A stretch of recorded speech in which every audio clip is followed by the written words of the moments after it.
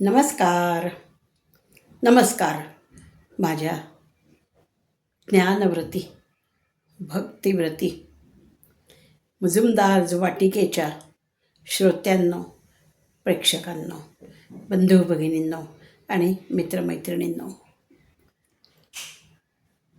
आपल्या हरिपाठाच्या सुरम्य वाटिकेमध्ये आपण जमलेलो आहोत.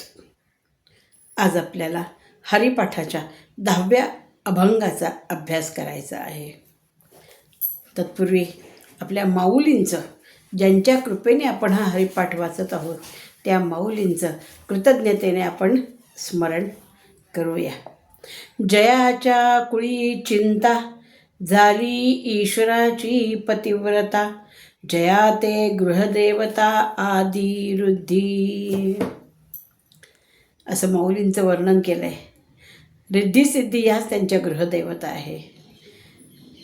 असे ह्या ज्ञानेश्वर माऊलींच्या चरणी कोटीशः शिरसाष्टांग कृतज्ञ नमस्कार करू. निवृत्ती ज्ञानदेव सोपान मुक्ताबाई, एकनाथ नामदेव तुकाराम. निवृत्ती ज्ञानदेव सोपान मुक्ताबाई, निवृत्ती ज्ञानदेव सोपान मुक्ताबाई, निवृत्ती ज्ञानदेव ज्ञानदेव ज्ञानदेव ज्ञानदेव ज्ञानदेव ज्ञानदेव ज्ञानदेव. ज्ञानेश्वर महाराज जय तू, जय तू, जय तू. आज आपण 10व्या अभंगाचा विचार करणार आहोत.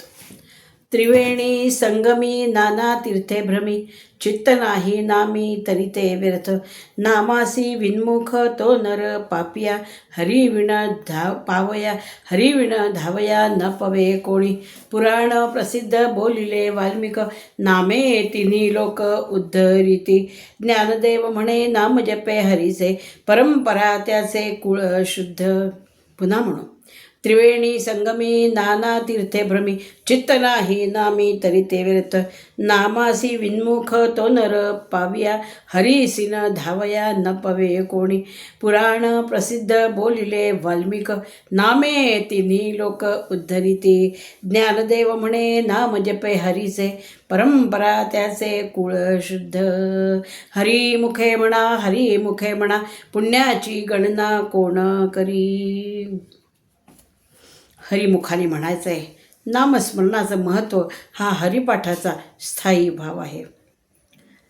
याच्यामध्ये नामाचंच महत्त्व सांगितलं आहे की बाकी कितीही केले, योग याग व्रत तप निधी सार, व्यर्थ ते जीवन नामाविण. नामाचंच महात्म्य सांगितलं आहे. त्रिवेणी संगमी नाना तीर्थे भ्रमी. त्रिवेणी संगम कितीतरी ठिकाणी आहे. प्रयागराजला आहे, नंतर इथे नाशिकला आहे. त्रिवेणी संगम, 3 नद्यांचा संगम. 3 नद्यांचा संगम, गंगा यमुना सरस्वती हा प्रसिद्ध त्रिवेणी संगम आहे. गंगा यमुना सरस्वती प्रयागला. गंगा यमुना आणि सरस्वती. आंघोळ करताना ह्या 3 नद्यांचं स्मरण करावं श्रोते हो. गंगा आणि त्याच्यानंतर आहे यमुना आणि त्याच्यानंतर आहे सरस्वती. ह्या गंगा यमुना सरस्वती यांचं स्मरण करावं. ह्या 3 नद्यांमध्ये स्नान केलं की पाप दूर होतात, असा संकेत नाही आहे, असं हे सत्य आहे. तर त्रिवेणी संगमी नाना तीर्थे भ्रमी. वेगवेगळ्या तीर्थामध्ये भ्रमण करतात लोक. आयुष्यभर कळत नकळत चुका होतात, त्याचं क्षालन करण्यासाठी मग तीर्थयात्रा असतात, 4 धाम यात्रा असतात, त्रिवेणी संगम असतात. त्रिवेणी संगमामध्ये डुबकी मारतात, कान धरून क्षमा मागतात. त्यामध्ये पापक्षालन तर होतच, पण कोणाचं? ज्यांच्या मुखात निष्ठापूर्वक नाम आहे, निष्ठापूर्वक हरिस्मरण आहे, त्यांची पापं तिथे धुतली जातात. तुम्ही जर विचार वेगवेगळे मनात ठेवून डुबकी मारली तर ते पाप तुमच्या अंगाला चिटकून पुन्हा तुमच्याबरोबर येतात. म्हणून म्हटले त्रिवेणी संगमी नाना तीर्थे भ्रमी, चित्त नाही नामी. नामात चित्त नाही आहे तुमचं तरी ते व्यर्थ, तरी ते व्यर्थ. काहीही करा, योग याग क्रिया करा, हठ योग करा, ते काही नामाशिवाय नाहीच येते. नाम हा कलियुगातला हुकमी एक काय.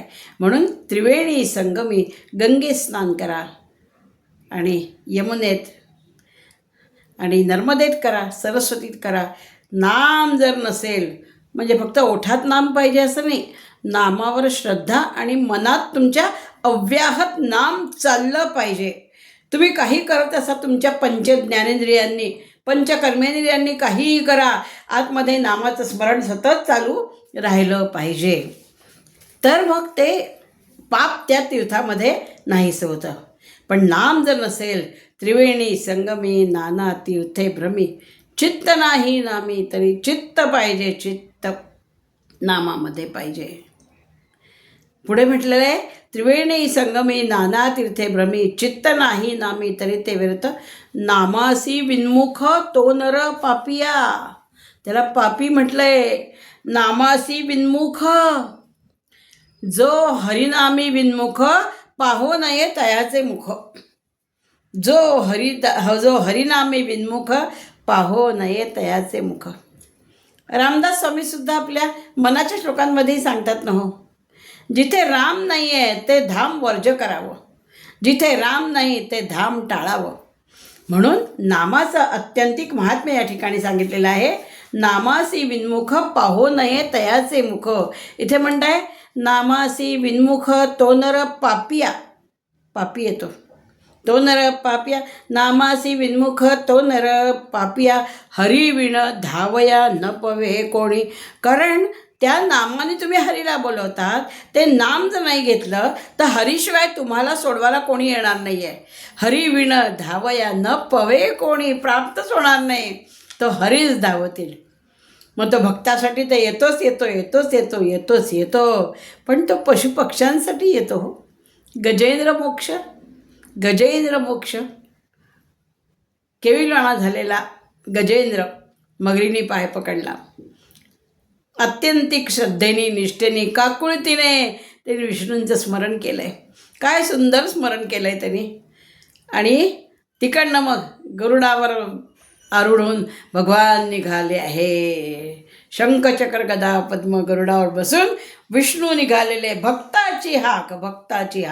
मग तो हत्ती असो, भक्त असो, गजेंद्राचा मोक्ष करण्यासाठी आलेले आहेत. ते दिसताच त्या हत्तीने त्या सरोवरातलं एक कमळ त्यांच्या दिशेने फेकलं आणि त्याची भक्ती आपल्या विष्णूंना पोचली आहे. म्हणून हरीसी विन्मुख तो नर पापिया, हरिविण धावया न पवे कोणी. कोणीच तुमच्यासाठी धावत नाही हो. द्रौपदीसाठी धावले ना. द्रौपदी जोपर्यंत आशेने आपल्या 5 पतींकडे पाहत होती तेव्हा नाही धावले. जेव्हा तिने कृष्णाचं स्मरण केलं, अरे कृष्णा, अरे माधवा, अरे योगेश्वरा, धाव, तेव्हा धावलेच असे धावले की जिची लज्जा रक्षण केली. किती उदाहरणं सांगावी. हरिविण धावया न पवे कोणी. पुराण प्रसिद्ध बोलले वाल्मिक. वाल्मिकचा अर्थ आहे जाळं. वाल्मिक शब्द पूर्वायुष्यामध्ये सगळी पापं केलेल्या वाल्याला नारद मुनींचा दिव्य परिस्पर्श झाला आणि त्यांच्याच उपदेशाने तो रामनाम घ्यायला बसला. श्रोते हो, नुसता जप करणं, अव्याहत जप करणं, खूप जप करणं ह्याला महत्त्व नाही आहे. तो गुरुकडून आलेला पाहिजे. गुरुचा परिस्पर्श तुमच्या मस्तकाला झाला पाहिजे. आणि तो मंत्र जेव्हा तुम्ही म्हणता, ते नाम जेव्हा तुम्ही घेता, तेव्हा तुमची ती पापं उद्धरतात आणि तुम्ही परब्रह्माप्रत प्रवास तुमचा तेव्हा सुरू होतो. गुरुने दिलेलं नाम. आता हे नारद देवर्षी, त्या देवर्षींनी याला परिस्पर्श केला आणि रामनाम जप सुरू केला वाल्यानी. पाप असंख्य केली. आयुष्याचा शेवट रामनामाने झाला. उलट्या नामे तरला वाल्या, धन्य प्रभूचे नाम, श्रीराम जय राम जय जय राम. नामात किती अर्थ आहे. हा वाल्याकोळी रामाला म्हणतो, हे राम, त्वत्तोधिकम नाम इति मे निश्चिता मती. तो वाल्या कोळी वाल्मिकी रामाला म्हणतो, हे राम तत्तोधिकम नाम इतिमे निश्चितामती. अरे रामा, माझं निश्चित मत आहे की तुझ्याहून श्रेष्ठ तुझं नाम आहे. तत्तोधिकम श्रेष्ठ नाम इतिमे निश्चितामती. माझं निश्चित मत हे आहे की तुझ्याहून तुझं नाम श्रेष्ठ आहे. का? कारण त्वया तारिता अयोध्या नामेत भुवनत्रयम. तू फक्त अयोध्येचं रक्षण केलं, उद्धार केला अयोध्येचा, पण तुझ्या नामाने भुवनत्रयम, तिन्ही भुवनातल्या माणसाचा उद्धार होतो रे रामा. म्हणून राम नाम अत्यंत पवित्र श्रोते हो, सोडू नका नामाला. पुराण प्रसिद्ध बोलले वाल्मिक नामे तिन्ही लोक उद्धरिती. तिन्ही लोक उद्धरतात. स्वर्ग पृथ्वी पाताळ जिथे कुठे जसं नाम घ्याल उद्धारच होतो.